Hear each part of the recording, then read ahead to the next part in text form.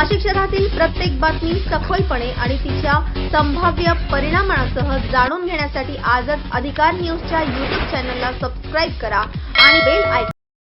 Nashik road Balaji social foundation यांच्या वतीने Nashik road Datta मंदिर येथे चौकात आलेला दिंडी वारकरी संप्रदायाच्या समूहाचं त्याचबरोबर त्यांचे स्वागत करण्यात आले।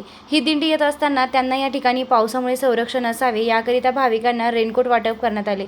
संस्थेचे अध्यक्ष कैलास अण्णा मुदलियार यांच्या वतीने वारकरी संप्रदायाच्या समूहाचं स्वागत करण्यात आलं व त्यांना भेट पावसामुळे संरक्षण व्हावे यासाठी रेनकोट वाटप करण्यात आले। मोठ्या प्रमाणावर वारकरी उपस्थित होते। याप्रसंगी मान्यवरांनी आपली प्रतिक्रिया व्यक्त करून आनंदोत्सव साजरा करण्यात आला। मोठ्या प्रमाणात परिसरातील महिलांनी व नागरिकांनी उपस्थिती लावली होती। वृत्तसंकलन अधिकार न्यूज संचालक संपादक प्रवीण नेटावणे, नाशिक रोड, नाशिक।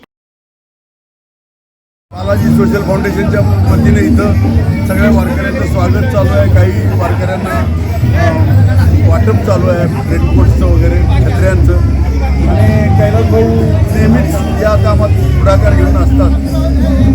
आमच्या सगळ्यांचं त्या निमित्ताने त्यांचे आभार आहेत आणि सगळ्या वारकऱ्यांना शुभेच्छा आहेत। ओके।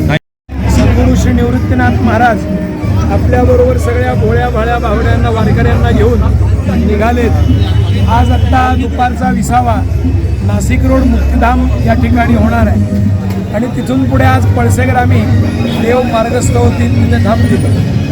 साधारणतः हा 26 दिवसांचा प्रवास, 26-27 दिवसांचा आलेल्या सर्व वारकऱ्यांचे बालाजी सोशल फाउंडेशन आणि सन्माननीय नगरसेवक कैलास अण्णा मुदलियार यांच्यातर्फे जवळ आता 40,000चा समाज नाशिक शहरात होण्यासाठी अंदाज आहे की पुढे जाईपर्यंत 3 लाख लोक प्रत्येक वारकऱ्याला सोहळ्यात असतील। रेनकोट वाटप झालेला आहे। पांडुरंगाच्या दर्शनाची ओढ, वारकरी संप्रदायाचा सन्मान करणे त्या ओढीनं हा नेहमी श्री बालाजी देवाचा निघाला राहिलेला आहे हो आणि परंपरा राहिलेली आहे।